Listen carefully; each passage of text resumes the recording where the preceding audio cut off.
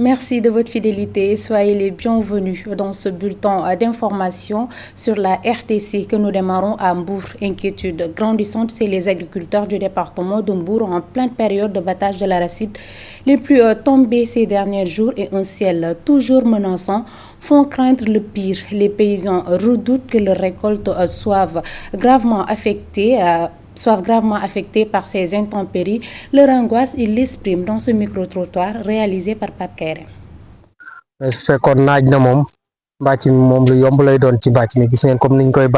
S'il était ensoleillé, le battage serait plus facile. Comme vous l'avez constaté, j'ai 2 fers pour le battage afin de séparer l'arachide et le foin. Si l'égrainage est terminé, on extrait les gousses pour ensuite remettre le foin en tas.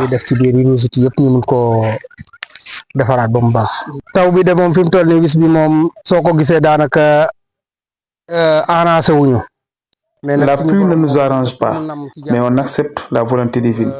La pluie peut pourrir les récoltes à un certain niveau et ça peut entraîner des pertes. En plus gerte gi ci boppam wàllu boppam it mun naa xuurloo gerte am na fu muy yegg ci gerte gi mun na koo xuurloo te bu boobaa pertement lay doon toq yi ngay gis it baaxul ci jur gi. Les gouttes d'eau ne sont pas bons pour le bétail parce qu'en général cela affecte l'herbe. foo xamante ni jur yi dootuñu ko soxla. bàcc rek bees moo des te fi mu ne nii bu taw bi ñëwee fii beneen coono la ñuy indil parce que fi mu ne bu tawee. Il nous reste que le battage. S'il pleut, on risque d'avoir beaucoup de peine. Actuellement, on est obligé d'éparpiller les tas, les faire sécher pour ensuite les refaire. Ce qui m'empêche de faire le battage, c'est que les enfants sont partis à Dakar après les récoltes. La solution est que je compte sur une batteuse qui est là pour l'égrainage. Il y a des insectes, mais j'ai mis de la poudre. Par contre, si on ne l'égraine pas, ce sera autre chose. xam naa ne yooyu moom dootu ko kii mais nag bu tawee rek te fekkul ñu bàcc ko rek beneen affaire lay doon. Pour que le battage soit facile, il faut que l'arachide soit sèche et qu'il y ait du soleil. Mais en ce moment, c'est pénible. Pour dire vrai, avec le temps qu'il fait, on n'a pas l'esprit tranquille.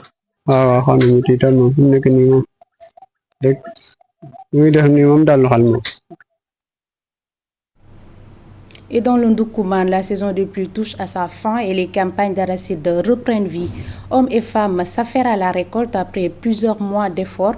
Les cultivateurs affichent un certain optimisme, même si beaucoup attendent avec impatience l'annonce du prix du kilogramme d'arachide, un élément déterminant pour la suite de la campagne.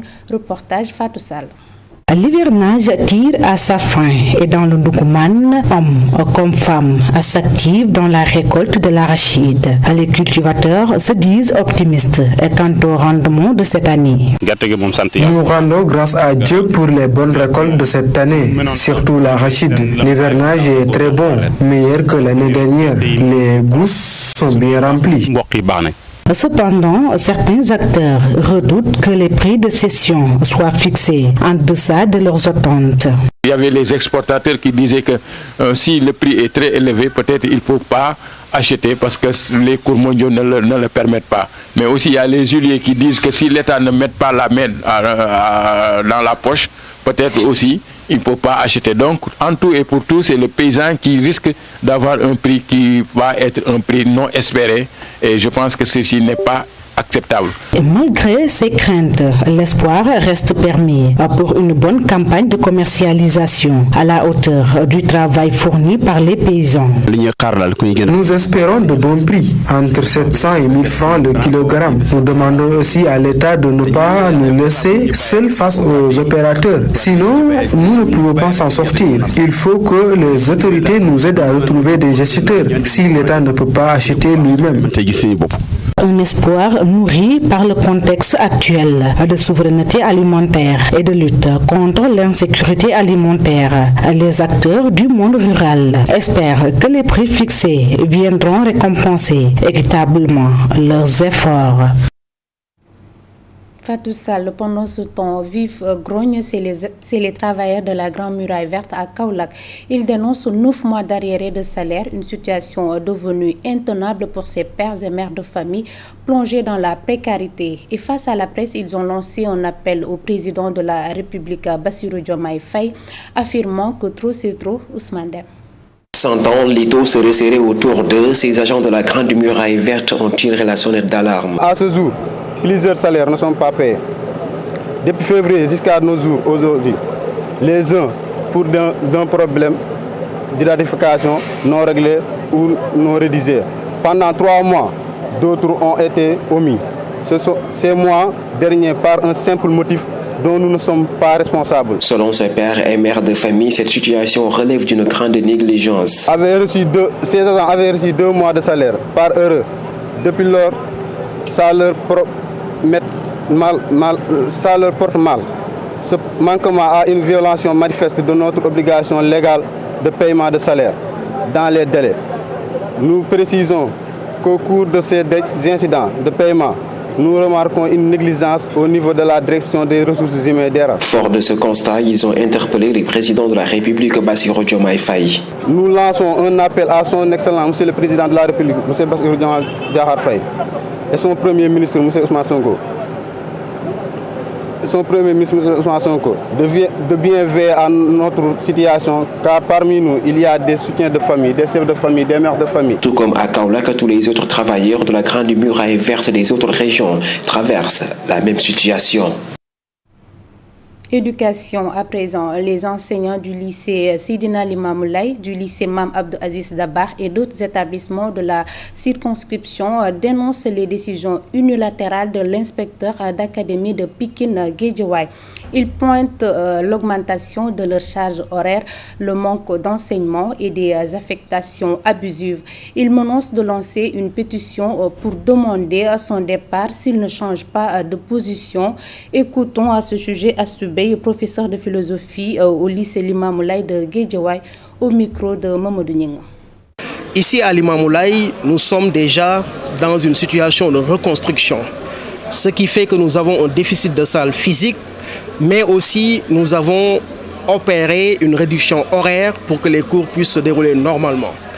Elia n'a pas pris en compte tout cela, alors a décidé de manière unilatérale et sans concertation aucune de nous imposer des mesures, des décisions de redéploiement. C'est la raison pour laquelle nous nous sommes décidés pour lui signifier que nous n'acceptons pas ces mesures injustes et qu'en réalité, ce problème s'est toujours posé dans cette académie. Les IA qui l'ont précédé ont toujours favorisé la concertation. Ensemble, nous avons eu à trouver des solutions pour que toutes les classes de l'académie fonctionnent correctement en acceptant même des redéploiements horaires, des compléments horaires. Mais lui, en réalité, il semble vouloir vraiment user de la force et nous sommes prêts à lui dire que ces décisions-là ne passeront pas. S'il persiste à vouloir nous persécuter, nous allons intensifier la lutte et nous sommes en train déjà de faire passer une pétition dans tous les établissements, collèges et lycées de l'académie de Pikine Guédiawaye. Et s'il ne revient pas sur sa décision, nous allons exiger tout simplement le départ. Éducation toujours à Fatick, le lycée de Palmarin a réceptionné un bâtiment de 6 salles de classe, fruit d'un partenariat avec 2 associations franco-belges pour un coût global estimé à 120 millions de francs CFA. L'infrastructure a été inaugurée par le sous-préfet de l'arrondissement de Fimela en présence du directeur de l'enseignement en moyenne secondaire générale ainsi que l'ensemble des acteurs de l'éducation de la région de Fatick. Les détails avec Ndaya Missa.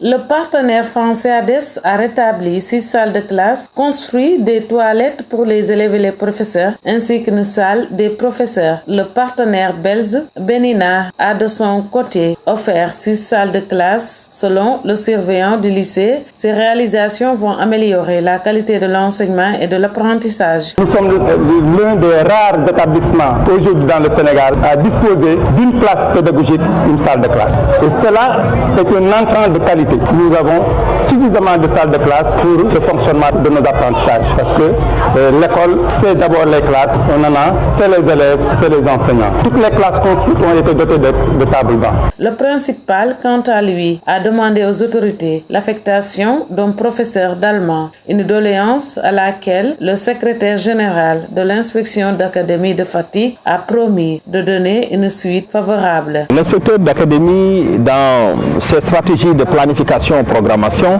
a, avant l'émission même de cette doléance, planifié de pourvoir à chacun des établissements nécessiteux de personnel adéquat.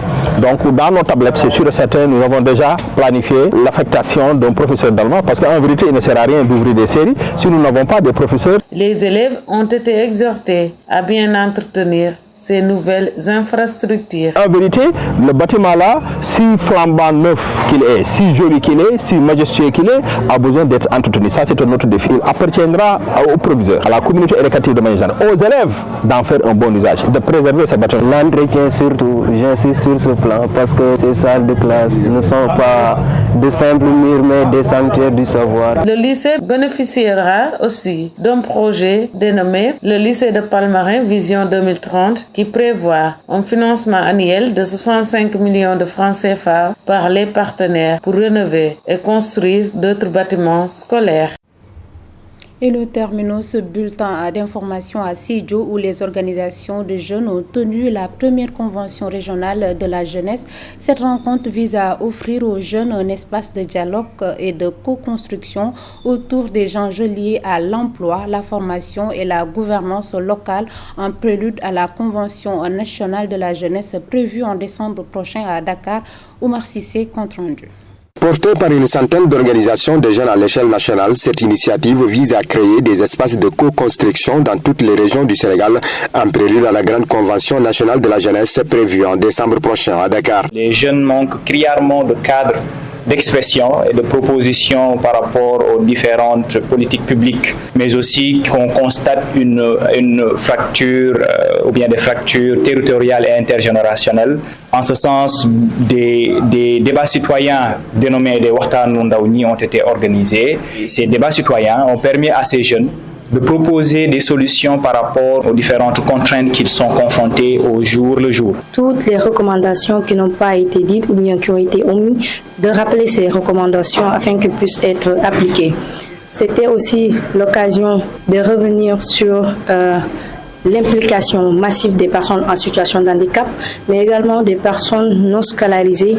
Une autre convention, maintenant d'ordre national, sera organisée en décembre 2025 et qui permettra à l'ensemble des jeunes établis dans les zones d'intervention du projet, c'est-à-dire du Sénégal, de pouvoir bien sûr faire valoir leurs propositions et leurs recommandations concernant comment notre pays est géré, comment leurs aspirations aussi est pris en compte. Un engagement salué par les autorités locales qui voient dans cette dynamique un véritable levier pour renforcer la participation des jeunes au développement de la région. Les recommandations issues de cette rencontre montrent une vision claire, donc, celle de placer les jeunes, en tout cas de les impliquer dans la définition, dans la mise en œuvre et dans le suivi donc, des politiques publiques.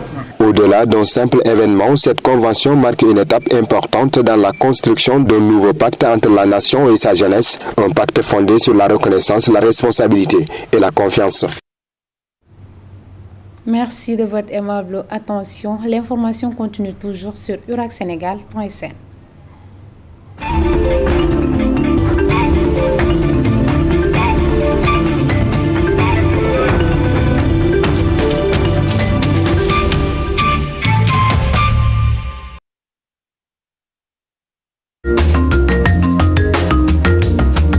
RTC, la voix locale.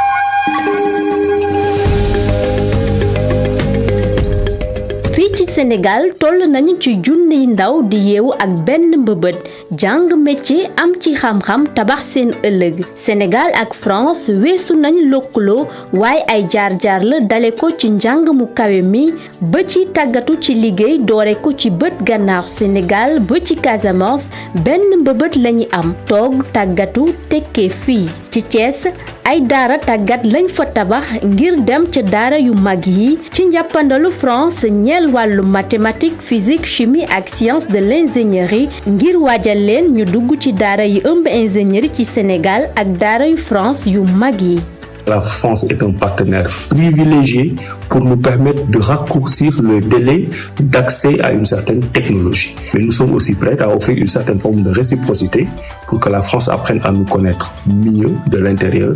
Université Rose Dian du firndeel boobule gis-gis ak ay tàggat yu gàtt jeexital gi di am xëy ci ndimbalu lëkkaloo France ak Sénégal ay matukaay yu am solo daal di si judd ngir dooleel xëyu ndaw ñi. Paris moo sax dalal bés bu ñu dippee pays Sénégal fanweeri fan ci weerum juin atum 2025 bi ñu jagleel ko lëkkaloo ñaari réew yi lu jege téeméeri ndaw France ak Sénégal ci wàllum jàng mu kawe mi ak gëstu. Là où la plupart des institutions d'enseignement supérieur forment, nous allons essayer de transformer pour adresser l'insertion et adresser l'employabilité. Notre spécificité également réside sur notre modèle académique en termes de campus ouvert, open campus. Il va mobiliser tout l'écosystème de l'entrepreneuriat pour adresser la question de l'employabilité. Nous avons nourri des rapports de collaboration avec plusieurs universités françaises. Et cette collaboration destinée à des échanges d'étudiants, échanges de résultats de recherche, échanges d'enseignants et même échanges de personnes administratives et techniques. ca Bignona ak Richard Toll ay daara yu kawe yu ñu dippee ISEP lañ fa taxawal di tàggat ay métiers yu jëm ci mbay ak agro-industriel.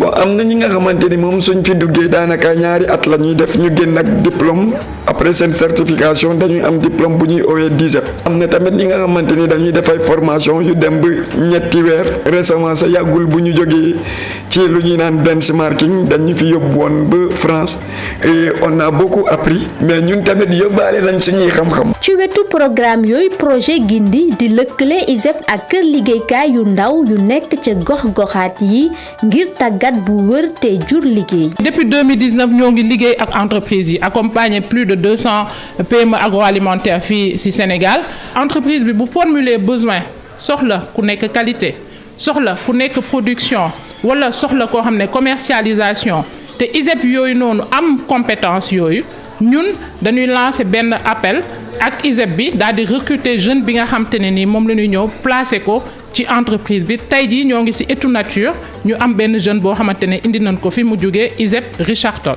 fépp ci réew mi lu tolloo ci fukki centre public seen doxalin méngoo ak privé ngir yokk xarañteef ndaw ñi fu mel ni fii ci Ndar tàggat bu ñu def ci wàllum tourisme ubbi yoon yu gaaw ci wàllum xëy. hôtel bi aussi dafa gëm formation di contribuer ci développement jeunesse bi seen insertion et tout ça ay élèves apprentis donc ñuy allier étude bi ak entreprise bi. ci benn durée bu 2 ans donc facilité woon nañu carrément seen insertion. booloo ngir gunge ndaw ñi ci yoonu tekki Sénégal ak France lëkkaloo jëm ci tàggat ak xëy jaare ko ci ay yoon yu ànd ak xarañteef yu sax ci gox yi jur xëy. France ci wetu ndaw Sénégal ngir ñëpp soobu ci njàng mi xëccandoo ngir tabax ëllëg.